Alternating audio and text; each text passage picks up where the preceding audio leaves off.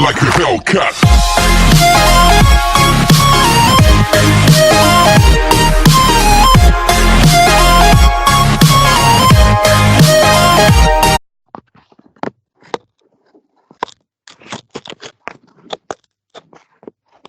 All right. Welcome back to No Filter MMA. This is your boy BJ back with another interview. I told you guys 2019, I'm filling them up with the interviews. And today I am joined by amateur MMA bantamweight Relentless Jon Lucey. How you doing today, man? Good. How are you, man? I'm pretty good, man. Just living the life, living the dream, man. I'm not snatching necks and cashing checks like you, but I'm making it. Trying. Word. So tell us, man. So tell us a little bit about yourself, man. Tell us about, you're actually the first time I've interviewed an amateur fighter. So I'm curious to see how the life of an amateur fighter, because the fighters that I've spoken to, they always tell me about their early days in the MMA, but it's just that's it. They just tell me about it. You're actually in it right now. So what I'm interested to see is what I'm interested to know and is to hear you talk about it, man. Tell me, start off, man. How did you get started in all this? I know you have a background in wrestling, but where did it go from? Well, first of all, tell us how you got into wrestling. All right. So back in my younger days, I guess when I was in elementary school, I was always a wild kid. I had a lot of energy, and I was never very good at any sport like basketball or soccer. I couldn't kick a ball or shoot a basket, And one day I saw the WWE stuff, and I'm like, well, that's pretty cool. And I was like, I wanted to try that, but I didn't want to do WWE. I saw the wrestling. I saw a wrestling pamphlet one day when I was in the 7th grade. My twin brother started wrestling, and a couple of years later, I started wrestling with him. And then, went through all my high school career. I got 117 wins. I went to New England twice. It's regionals. And I was a state finalist. And I always loved wrestling because even though I wasn't necessarily the best at it, I worked hard and you got to grind it out. And I love working hard. So. Right. So I hear, man, I've talked to a lot of wrestlers, a lot of fighters who had got their start in wrestling. And, man, they said if you can make it through wrestling, learning wrestling and, the training that goes along with wrestling, they said you can make it through anything, man. Tell us about your experience when you first stepped in, to wrestling.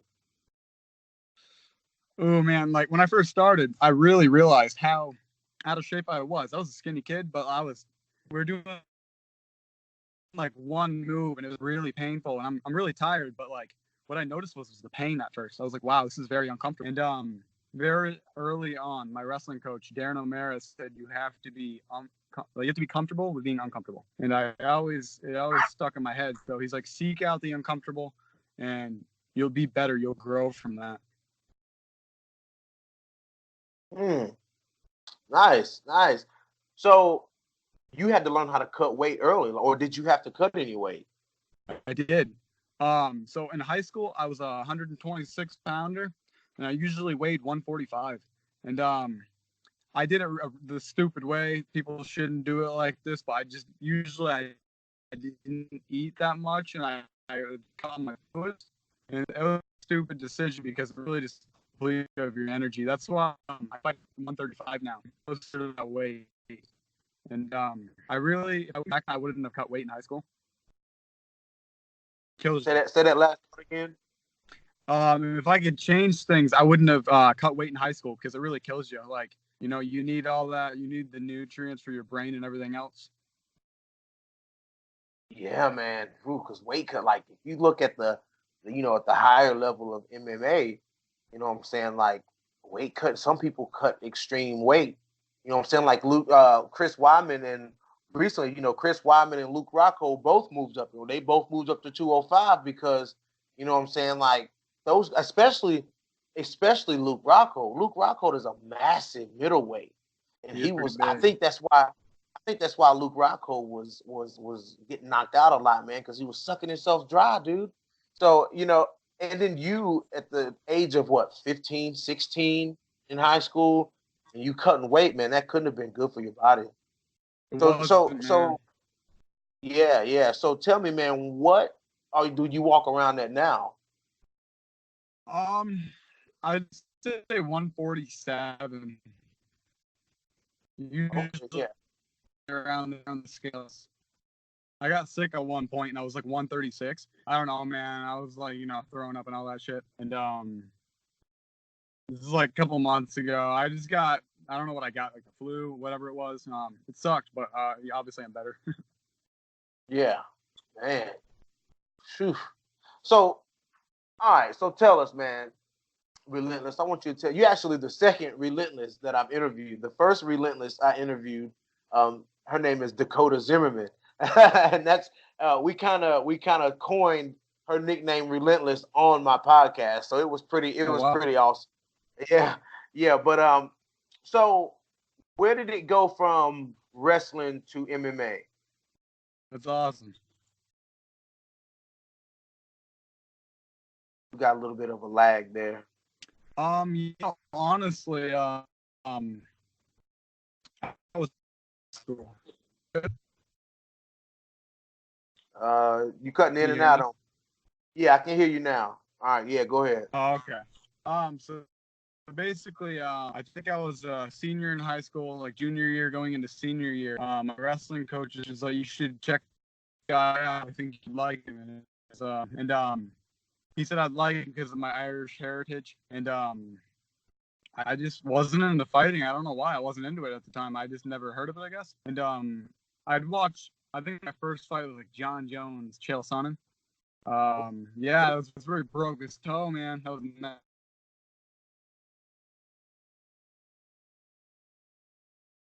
Cutting out on me again. maybe I'll be good. And so I took okay. You good now? Yes. Okay. Um so basically I was like I should try a fight, and I had buddies who wrestled who were alumni from my high school, and their names were Steve and Rich, and they fought and they were really good, but they were way better wrestlers. I'd like to say I was, And, uh, um even trained for my fight. I like a local college's wrestling room, and I like sparred with people, but I never did anything. And I took a fight, and then I fought a guy the same age as me. He was like 17 years old, and I took him down in the first period, and I just kept punching him in the face with a hammer fist. He puts me in an armbar, and I don't know how to get out. And, I kind of was like, oh fuck, and the ref stepped in and stopped the fight because I guess it was like a verbal tap, and I didn't know. I was gonna let the guy break my arm because it was my Ooh, hometown dude. Like I was like, fuck that, ah, ooh. fuck that. But that was your very first fight. Yep. Wow. Got a little bit of still got a little bit of a lag there. Can you hear me clear? Ain't that much. What about? I can hear you. Okay. Yeah, so that was your first experience in a mixed martial arts fight. How long did you train mixed martial arts before that fight? Before my first one, Yeah.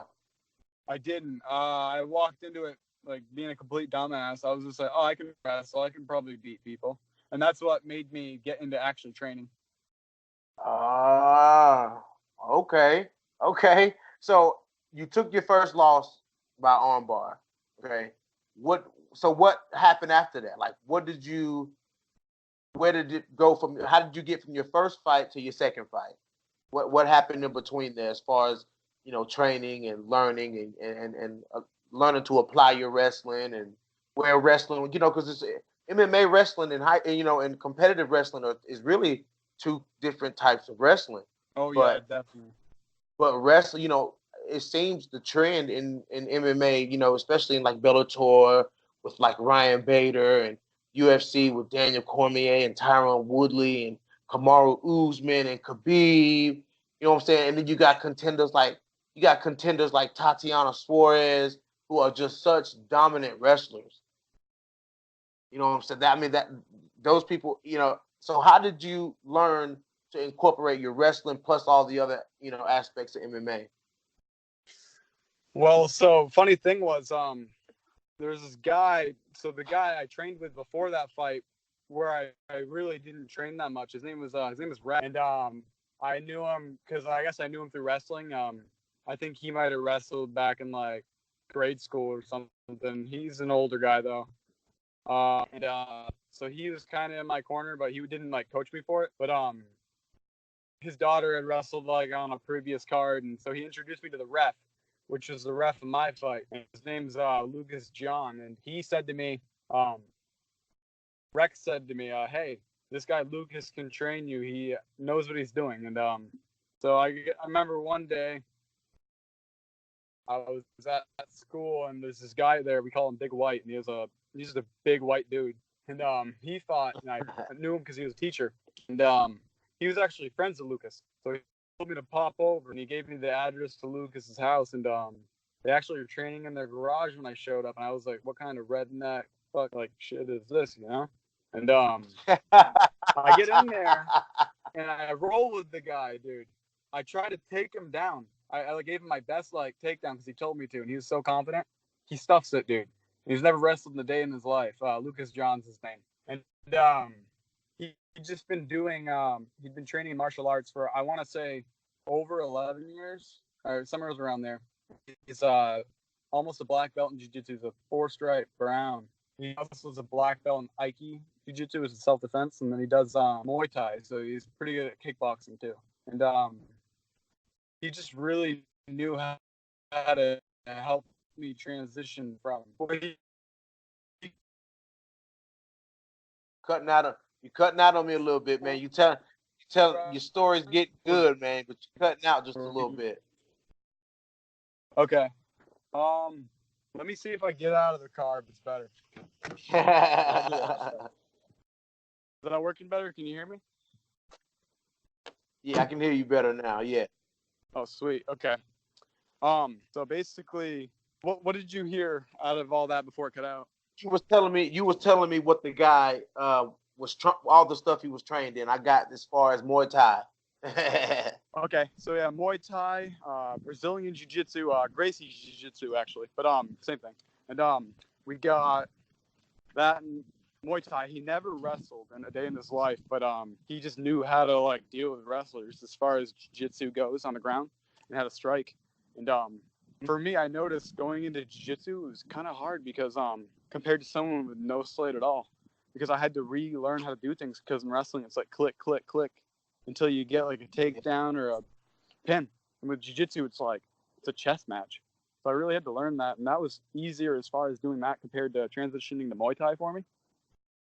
Because my footwork, because of wrestlers, for me, I have really squared hips when I first started, and I didn't have much flexibility. And then I started doing Muay Thai and Jiu-Jitsu, and it took a little while, but we transitioned pretty well. Man, I bet it was like, with you coming from that wrestling background, and people talk about how different jiu-jitsu and wrestling is, man.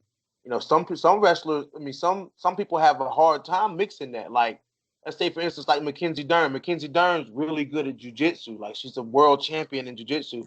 But her wrestling, like when she fought Ashley Yoder, you know what I'm saying? Like, Mackenzie's got the hands, you know what I'm saying? But she couldn't she was having trouble getting the fight to the ground. You know what I'm saying? That's what the deficiency with the wrestling is. So, how did with you coming from that wrestling background, man, how hard was it to make that jiu-jitsu transition?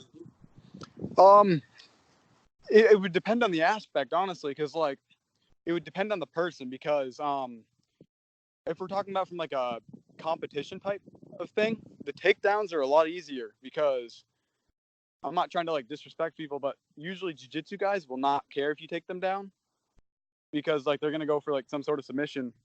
Or for me it was like, why aren't we doing takedowns as much? But the takedown thing wasn't an issue for me, obviously, because of the wrestling. The transition really, all I had to do really was like I had to ask questions again. Like for me, like I had to pay attention more, compared to wrestling. Yeah. Wrestling, I can go in and do it. And with jiu-jitsu, I really got to watch, and I got to be like, hey, can you show that on me? I need to know what it is. And so for me, I really think jiu-jitsu is more of a thinking thing. Yeah, that's what a lot of people say, man. They said it takes, they said wrestling is more like instinctual versus jujitsu. You have to like, it's a method to it. It's a formula to it. So that's one thing, that a lot of people say about the jujitsu. Now tell me, how did your how did your striking come into play? For one of my fights or just in general? It's just in general because I watched your last fight, and you look pretty comfortable out there on the feet. I don't know if it was your last fight; it was one of your fights. I mean, you look pretty comfortable on the feet, standing and trading with the guy. So it looks like you have accustomed well to the striking. I was just going to get you to touch on that. Oh yeah, okay. I appreciate that, by the way. Well, I really started working on my striking after my third fight, or was it my third fight? It was my second fight. I'm sorry, actually no, it is my third fight, which is my second win, I should say, because I'm on a 3-fight win streak. But so I fought a guy who I've seen fight in high school before, and man, like I looked up to the guy. And my coach actually at the time, I said I wanted to fight that guy after he won a belt. His name is Pepe Sanchez, they call him, but his real name is like Alex. And so I saw this guy named Alex fight, and he was a 135-pound kickboxing and MMA champ. And I told my coach I wanted to fight him, and he told me, he's like, he'd kick your ass, but we can train you to beat him someday. And I think a year down the road, I get a message, and I'm on a fight card. I'm already scheduled to fight somebody. I get a text from my coach, and he's like, yeah, we have a new opponent change. The promoter said that, my bad. And I was like, who is it? And they're like, Alex, his name's Alex Merkalsku, I think that's how you pronounce it. And I was like, no shit, this is the guy. And like, we were talking about fighting, and we're like, it's finally time. And so I really worked on my wrestling. I worked to take him down and to beat him up. That's what I tried to do, because that's how I fight people. I try to beat them, really.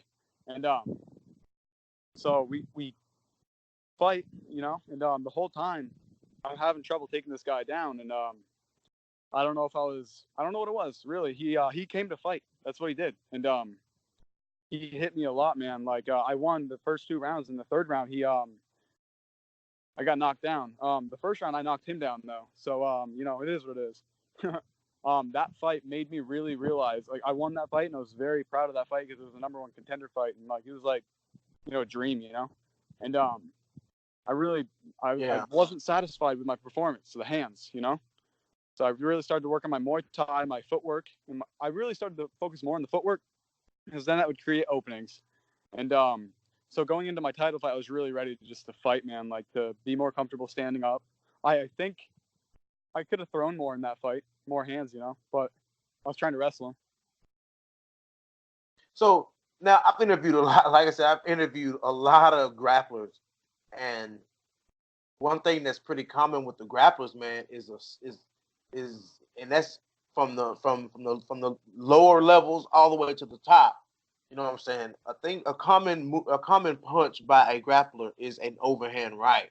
Is that something that you incorporate a lot? Because I see like some of the baddest knockouts by overhand rights has been by wrestlers. You know what I mean? Like Dan Henderson, you know what I'm saying? Like Dan Henderson probably had the deadliest overhand right. Hell yeah, dude. You know what I'm saying? Like, then you have people like Tyron Woodley, Stipe Miocic, Ryan Bader, you know what I'm saying? Mackenzie Dern. You have these grapplers, like Misha Tate, you know what I'm saying? That people who had a pretty significant overhand right. Is that something that you work a lot? I'm not gonna lie. Honestly, that's my favorite punch. Like, my coach showed me it. He's like, try this and then go for a takedown. So I would do like a switch jab and then go right to an overhand, and it opened like so many openings for a takedown, man. I was like, holy shit. The first time I tried it, I was like, no way. And if you saw my title fight, I did that. Yeah. It's gotta be a thing, man. Like, it's really gotta be a thing, like a weapon. Like Khabib throws a nasty overhand right. You know what I'm saying? Like, it's crazy, man. Yeah, he dropped Conor with it, man. And I noticed that trend. Like, I think it really clicked to me when Ryan Bader, in the heavyweight tournament, the heavyweight Grand Prix, he used that overhand right a lot. But people like Khabib, and especially when like Khabib dropped Conor and Stipe when he was hitting Francis, I was like something about that overhand right. Then you had like Chuck Liddell and shit. I'm like, man, something was about that overhand right. So you said you used it a lot in your title fight. You know what I'm saying? Did it help you? Did it do what it was supposed to do? Did it open up that takedown for you? Exactly. I only threw it I think twice because he hit really hard, man.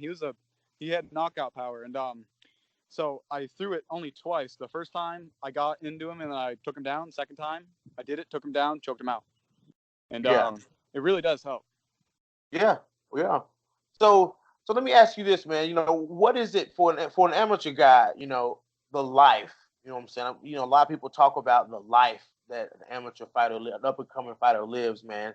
You know, tell us, you know, how being a fighter is coming into your everyday life and how it's, you know, changed your everyday life. Well, for fighters for amateur, it's really different for everyone. But for me, it's like I started like right after work. I would get ready and I'd go to the gym, and then after the gym, I'd go home and I'd go to bed. I'd eat my food and I'd go to bed, and it honestly, it felt like wrestling season in high school. It was just really busy all the time, and you don't have time to hang out with friends as much as you used to. And like during fight camps, you can't be like drinking and all that stuff. And you know, I'm just like, for me, it just looks like going to the gym every day, trying not to hurt myself. Really, even on the job, I'm careful of that. And you know, it just, your life's definitely busier than everyone else's, and like people sometimes don't understand you have time. Well, you don't have time for them, but Yeah. for certain fighters, it's different because I got a friend. His name's Tyler Randall. Actually, shout out to him. But he trains in Florida. I can't remember which gym it is, but he trains with Nico Price actually, and he trains all day, like all day long. And you know, I wish I could do that. I go to work and then I get home and then I go to the gym, and I wish I could train all day. You know. Yeah. Man, working a full-time job and training MMA, that's got to be hell, man. What do Oh you? yeah, I work with. What's up? Go ahead. Oh, I was gonna say I work with kids, man. I'm a behavior interventionist. Right. So how does what describe to us what that type of job is? So basically, um, troubled youth. Like I work with kids who can't really control themselves. Like sometimes they're unsafe to themselves or others. So my main goal is to make sure they're staying on task, doing their work, and making sure they're safe to themselves and others. Really, and with that, you get a plan, and you have to follow that plan. Like say like the kid's freaking out because he hates like the color blue or something, and he gets violent because he sees the color blue. You got to take him into like it'll always tell you what to do. Like if something bad happens, you read the plan, and it'll tell you what to do in it. You know, like whether it's like seclude them in a room together with you, or you have to restrain them. And you know, I don't like restraining children because like, you know, it sucks, but sometimes kids are a danger to themselves, you know. But that's the type of job I do. Man, that's got to be that's got to be kind of, you know, spiritually draining a little bit. You know what I'm saying? Some of the situations that you have to deal with, and you have to go train, and you gotta you gotta switch your mindset. And you could have seen a kid, you know, have a serious meltdown or something, and then you gotta switch that off and go train. You know what I'm saying? That's gotta be rough, man. Oh yeah, man. Like I had one weigh in. Later, man. Love you. That was my brother. I had one weigh in, and I was one of my clients, kid client. That's what I call them, clients. I can't say too much about it, but they knew I had to be at a weigh-in, and they made me late on purpose. And I almost didn't make the weight because I thought I was going to be right on weight, and I wasn't when I got there, and I was really late. So I, you know, stuff like that. Sometimes, you know, they make you late to the gym, and you're paying money, and you're like, it is what it is. Yeah, yeah. Things happen, man. You know. Well, you know, down the road, you never know how things may change for you. You know, you know, just, you know, like fighters say, you know, you just have to do what you got to do to make it, man. I applaud you for that because that's gotta be rough, man. That's gotta be rough. So So let's walk us through this. Let's get back to the fights. You know what I'm saying? When you walk into the cage, man, you know what I'm saying, and you seeing these opponents, and you got your mind is in the game. You know what I'm saying? You're ready to fight. What's going through your head when the cage door closes? You know, if I'm being honest with you, every fight I've had, it's a different experience for me. Only because like for me, it's just happened so fast, really. If I can explain it, my most recent fight, I can say, I guess I walked in there and I was thinking, my coach at the time, Lucas John, told me, this is what you wanted, man. You wanted the title fight, so go out there and get it. Like, you know, it's your hometown, like. And I'm like, yeah, dude, it's my hometown. I'm not losing to like in my hometown again, like, you know. But I really just thought I got to go out there and beat this guy. I gotta make him work. I gotta make him like drown him in the deep waters. I was like, I gotta beat this guy. I can't lose. So I walked in there with the mindset, I'm taking you down, dude. I'm not letting you up. And basically what I did, like, there's a time where he slammed me on my neck, but yeah, everyone was different, really. And actually, the most one I was nervous for was actually the one against the guy who didn't train. It was my second fight in. Yeah. I was just nervous because he was like 29 years old and I was 18. So Walk us through that fight. Yeah. Talk to us about that fight. Okay. It was in Williamstown, Vermont, and basically, I'm warming up for the fight, and this guy, I don't know what experience he has. I just know, like, he's a street fighter, and he's probably gonna throw up crazy wild shots. And basically, I was warming up, and he was right next to me at the bar because there was a bar next to the gym, and he was drinking before the fight. He was taking shots, and I was like, I don't know what to think of that, man. But I get in there and I'm really nervous, and like, I don't know how to explain it, but like, it's almost like everything around me doesn't exist, and I'm like, wow, like it's happening. And he goes in, he throws a shot, and it hits my forehead, but I had my hands up, and I kind of let him do that to like make me like get in the moment. So then he threw again. He threw an overhand right, and I ducked, took him down, and I put him in he tried putting me in a guillotine, and it wasn't a good one. He was just like cranking on my head, but I waited for him to tire, and then he let go. He gives me his back for a split second, and I took his back. He stands up while I'm choking him, and then he like falls to his back, and I land on him, and I'm still holding on to this choke. And when he did that, it actually made it tighter. So then he tapped it right there, and it took like a minute, and I was like, holy crap! Finally, like, I got to win. You know? Yeah, man. I mean, it's good, man. I think that's the fight that I watched. That's the fight that I watched. I watched a couple of them, but I really wanted to hear you talk and really, try to dive into that amateur fighter lifestyle. So at what point in your skill set and what point in, your experience do you feel like you will be ready to go pro? Mentally, what do you think you need to feel like mentally to make that decision to go pro?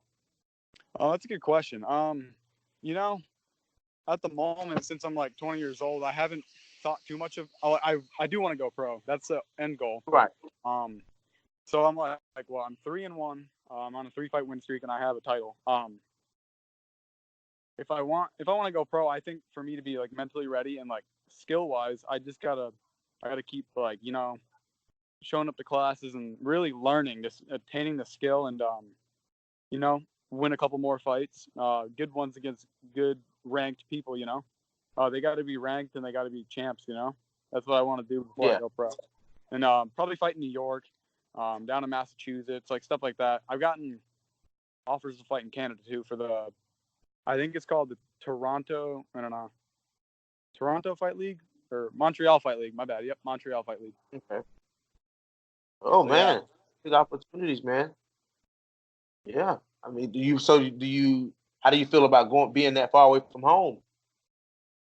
Honestly, man, because the life of a fighter, like, fighters have to go. Fighters have to go here. Fighters have to go there. Like, how far away have you been so far, and how do you feel about, if you did go somewhere as far as like Canada or wherever offers you, The furthest I've fought actually is I've only fought in Barrie, actually, Vermont, and Williamstown, and they're smaller towns, but the last two guys I've beaten are both from New York.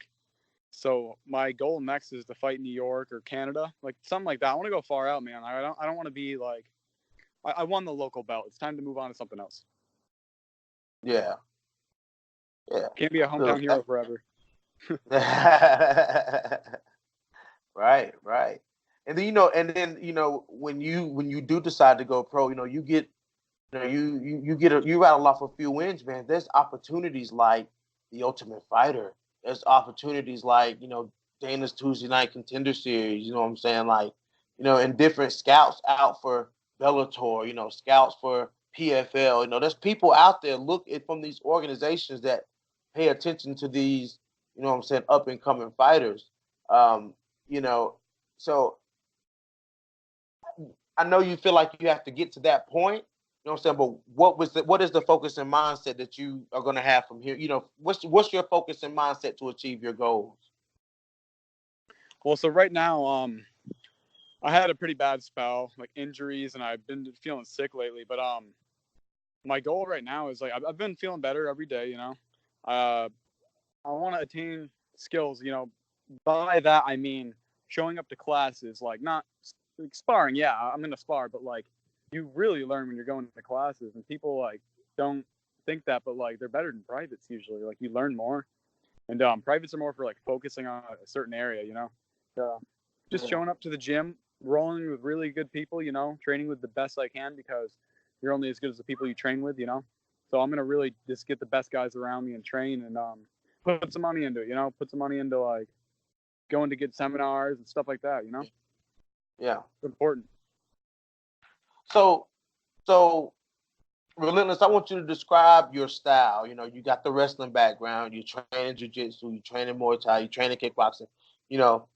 Describe your style, what I'm saying, so we can know what to look forward to when we watch you fight. My style, I would say I push forwards. They call me Relentless because when I push people forwards, I try to get them against the cage, and I grab them and I hold them there, and I either hold them there or I take them down and I don't let them up, and I think that just came from me being a wrestler because in high school wrestling, I always just, when I took people down, I just never let them up. Even if they tried standing up, I'd grab them by their hips and throw them back down. And I don't know if that's me just liking to do that or what, but, I really want to go for a knockout for my next fight. I've had 2 submission wins, and I want to knock someone out. Word. They'll call me Lights Out Lucy instead. They said that before, actually. He said he want to knock somebody out, man. Woo. Woo. So how soon do you plan on how soon do you plan on getting back in the cage? How soon do you plan on booking something? Probably by the end of 2019, honestly. End of 2019, 2020. I'd rather compete in 2019 because I don't want to be that take forever. I fought twice last year, and the second fight was very taxing because I had a concussion, and it really sucked. But plan the end of 2019. But you won that fight, didn't you? I did, yeah. The thing was, he was hitting me, man, but like I was holding him and I had cage control. I had we only went on the ground for a couple of like maybe a minute, and I had control on that too, and I won from my control. And I got him with actually a really good knee, and I knocked him down with an overhand. So yeah, so tell me, you competed in wrestling. How different is it, what I'm saying, having to deal with punches and I know sometimes the amateur rules can be a little different, but like having to deal with strikes, let's just say strikes, you know what I'm saying, and movement like that. How's the difference? I'm gonna be honest, man. In high school, I thought I was pretty bad. I was a cocky kid in high school, man. I thought I was bad because I was a wrestler, And then I got hit, man. Like I was sparring with a guy before my very first fight. I wasn't like training, but I was sparring with him. He's like 50 years old, dude. He hits me in the head, and I'm like, I am not invincible. The difference really is like, you have more health on the line when it comes to fighting. I like weight cutting for fights way better than I do for wrestling because wrestling is the same day. And yeah, I think it's it's harder than wrestling in my opinion. The cardio in wrestling sucks, and I think it's harder. But with fighting, you can get knocked out, you can get humiliated. Yeah, there's a lot more aspects to MMA than there is to boxing, wrestling. So it's a lot harder for MMA, man. I just really I got burned out with wrestling, so I really wanted to try something different. And I think the reason why I did better in MMA than I did in wrestling was because it was all different aspects, man. I'm boxing, I'm Yeah, choking people out. yeah. So that's the thing about wrestlers, though. Wrestlers cardio is, the really good wrestlers usually have good cardio. Like Khabib can go all day. Like Khabib can take you down. He can beat you up all day long. You know what I'm saying? Then you have people like DC who can pick you up and throw you and beat the hell out of you at the ground. Tatiana Suarez mauling people. They never stop. And it is a big reason why I'm asking a fighter, you know what I'm saying? It's a big reason why that is because the wrestling training is so grueling and the wrestling technique is so grueling. Oh yeah, man. Like if I can explain this, like the difference between drilling for wrestling and jiu-jitsu is like with jiu-jitsu, it's kind of like, yes, you want to keep that technique when you're doing your drills, but it's almost more like relaxed. With wrestling, it's like go, go, go, go, and like they almost, I wouldn't say they train you like dogs, but man, you're like, they don't, when you wrestle, you don't train to quit, man. You don't train to give up. And Yeah. it's just different, and it's really, really helpful. Or, yeah. I feel like it's the missing So link in so MMA sometimes. say what? Say that one more time. I feel like wrestling is the missing link in MMA. I mean, there's a lot of good wrestlers out there, but there's a lot of fighters who could be better if they had wrestling. Like Conor McGregor would be a lot better if he had. He has good takedown defense, but man, like, dude, Khabib mauled him, and Khabib, he's an animal. That's why he did that, obviously. But like, you know. Yeah. Yeah, man. That was lopsided. So I mean, it seems like I said, it seems to be the trend. Like, a lot of champions, a lot of big names in the MMA world are wrestlers. So I mean, it's got to be something with wrestling, versus wrestling with MMA. Is something that make. I feel like wrestlers control the fight more than strikers. I feel like strikers, unless the wrestler or grappler is willing to engage with the striker, it's the grappler who is controlling the fight.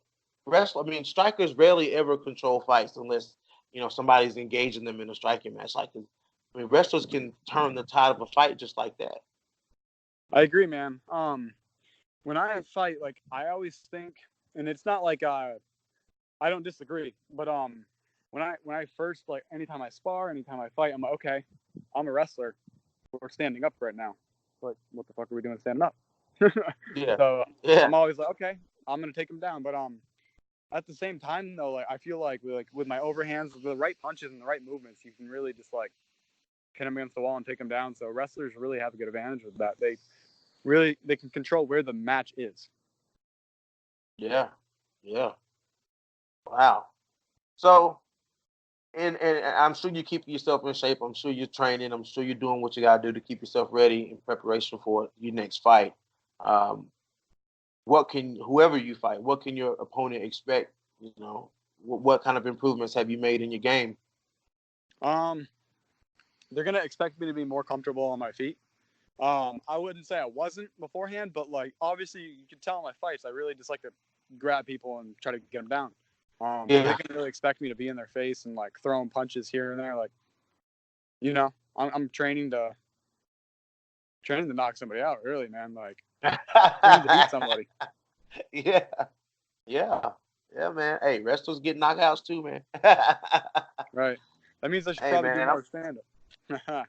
man, Picking on I'm myself. excited. I'm excited to see you fight, man. I'm excited to see your next fight and see you compete live, man. I'm excited for that.